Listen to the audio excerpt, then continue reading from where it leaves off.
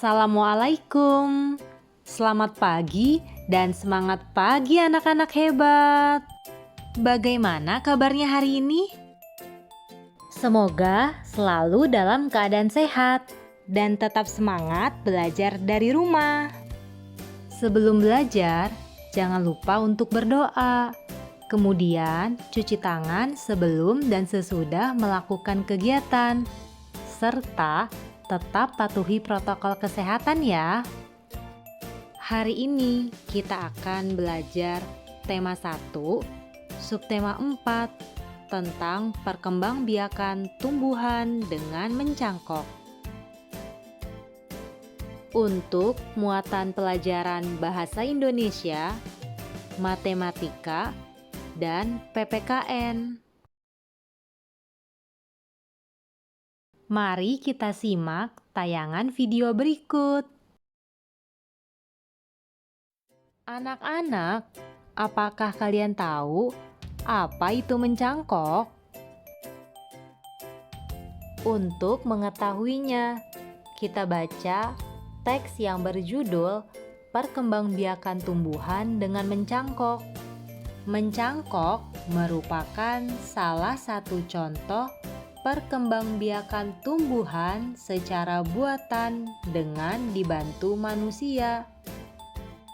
Mencangkok dilakukan dengan cara mengupas kulit batang dan membungkusnya dengan tanah agar tumbuh akar pada bagian tersebut. Mencangkok biasanya dilakukan pada tumbuhan yang berkembang biak dengan biji. Misalnya pada tumbuhan mangga atau jambu. Langkah-langkah untuk melakukan pencangkokan. Pertama, pilih dahan pohon dengan ukuran sedang. Kupas dahan hingga bersih dari kulit dan lendir kira-kira sepanjang 5-9 meter. Kedua, tutup bagian luka pada dahan dengan tanah subur yang sudah dicampur dengan pupuk kandang. Kemudian, bungkus tanah dengan sabut kelapa atau plastik. Setelah itu, ikat bagian ujung atas dan juga ujung bawah dengan tali. Ketiga, siram cangkokan setiap pagi dan sore. Biasanya, akar akan tumbuh dalam waktu sekitar 1-2 bulan. Keempat, setelah akarnya tumbuh banyak, potong cabang dari induknya. Kemudian, tanam di tempat yang teduh. Perkembangbiakan dengan cara mencangkok memiliki kelebihan dan kekurangan. Kelebihan mencangkok antara lain, tumbuhan dapat tumbuh dan berbuah lebih cepat. Kualitas tanaman biasanya lebih baik dari tanaman induknya. Sedangkan kekurangan dari mencangkok adalah tumbuhan hasil cangkokan kurang kuat sehingga mudah roboh. Setelah membaca teks, kita dapat membuat kalimat menggunakan kosakata baru.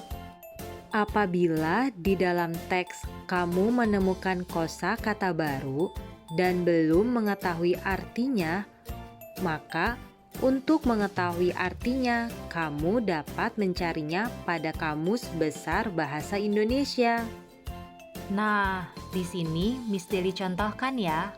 Misalnya, kosakata baru yang ditemukan dalam teks adalah mencangkok. Menurut Kamus Besar Bahasa Indonesia, mencangkok adalah membuat cabang atau dahan menjadi berakar.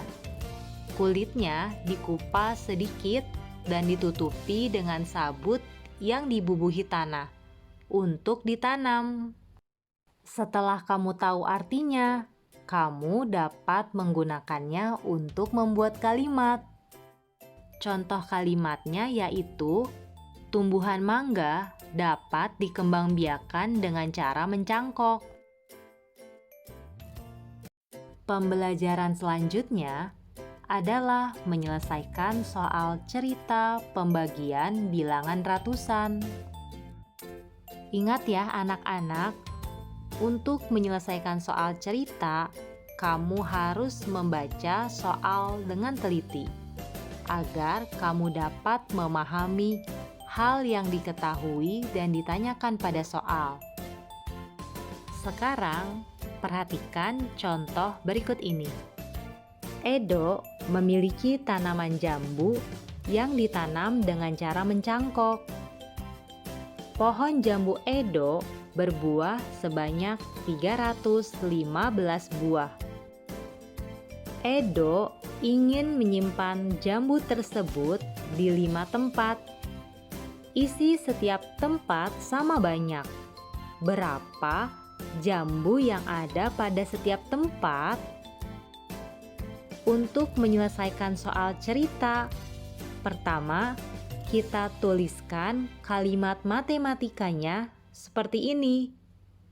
315 dibagi 5 sama dengan.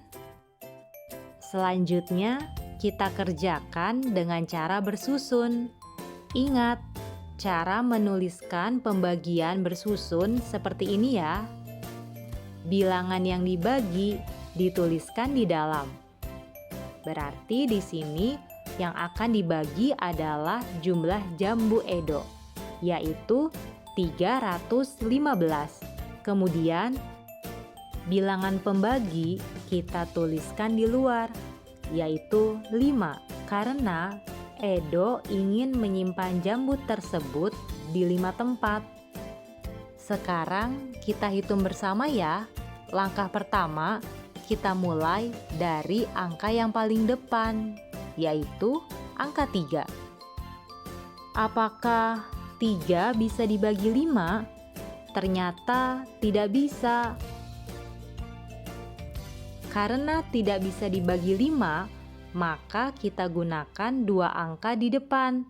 Jadinya 31. Apakah 31 bisa dibagi 5? Tentu bisa ya. Untuk mengetahui hasil 31 dibagi 5, kita lakukan dengan cara berikut ini. 5 dikalikan berapa yang hasilnya mendekati 31? Nah, sekarang coba kita tuliskan perkalian 5. 5 dikali 1 sama dengan 5. 5 dikali 2 sama dengan 10. 5 dikali 3 sama dengan 15. 5 dikali 4 sama dengan 20. 5 dikali 5 sama dengan 25. 5 dikali 6 sama dengan 30. 5 dikali 7 sama dengan 35. Nah, tadi kita akan mencari hasilnya yang mendekati 31. 35 sudah lebih dari 31, sehingga sudah tidak bisa digunakan. Jadi, menurut kamu, yang paling dekat dengan angka 31 berapa ya?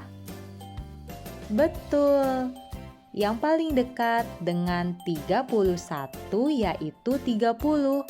Ada pada perkalian 5 dikali 6.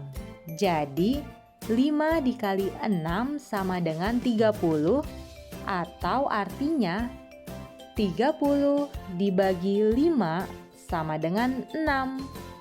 Kita tuliskan 31 dibagi 5, hasilnya yang mendekati adalah 6. Kita tuliskan angka 6-nya di sini ya. Langkah kedua, kita kalikan 6 dikali 5 sama dengan 30. Kita tuliskan di bawah angka 31. Karena tadi kita membagi angka 31. Sehingga kita tuliskan 30 di sini ya. Langkah ketiga kita kurangkan, yaitu 31 dikurang 30 sama dengan 1. Langkah keempat, apakah 1 bisa dibagi 5? Tidak bisa ya, karena perkalian yang paling kecil dengan 5 yaitu hasilnya 5. Sehingga 1 tidak bisa dibagi 5.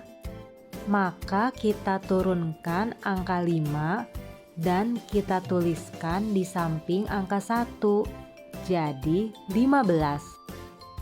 Sekarang 15 kita bagi 5. Berapa ya hasilnya? Betul, 3. Kita tuliskan di sini ya.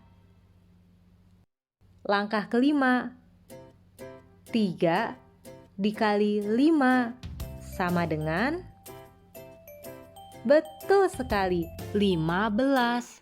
Kita tuliskan di bawah angka 15. Langkah keenam, kita kurangi 15 dikurang 15, hasilnya adalah 0. Nah, ingat ya anak-anak, kalau sudah menemukan angka 0 dan sudah tidak ada lagi angka yang diturunkan, maka pembagiannya sudah selesai. Jadi, hasil dari 315 dibagi 5 sama dengan 63. Pembelajaran selanjutnya adalah sikap yang harus dijaga saat bermusyawarah.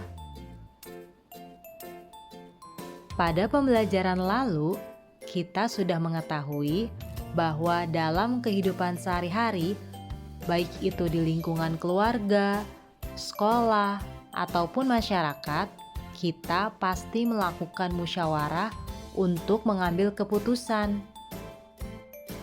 Dalam suatu kegiatan musyawarah, ada sikap yang harus diperhatikan oleh seluruh peserta musyawarah. Di antaranya, pertama, mengajukan pendapat dengan sopan. Kedua, menghargai pendapat orang lain.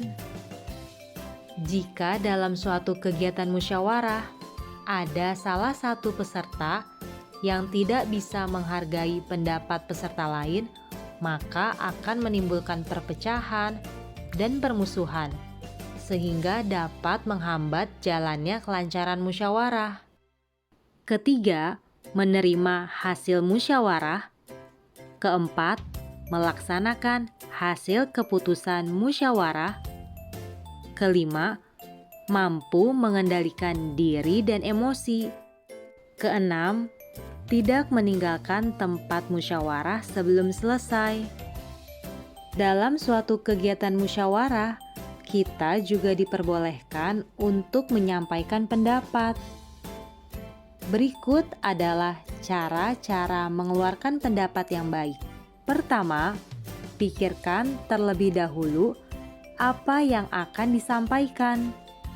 Kedua, menyampaikan pendapat dengan bahasa yang baik, sopan, dan mudah dipahami. Ketiga, meminta izin untuk mengeluarkan pendapat. Keempat, tidak memaksakan pendapat kita kepada peserta lain. Kelima, tidak memotong atau mencela pembicaraan peserta lain. Keenam, berlapang dada jika pendapat kita tidak diterima. Pelaksanaan kegiatan musyawarah merupakan salah satu contoh perilaku yang sesuai dengan sila keempat Pancasila yang berbunyi, kerakyatan yang dipimpin oleh hikmat kebijaksanaan dalam permusyawaratan perwakilan, yang dilambangkan dengan kepala banteng.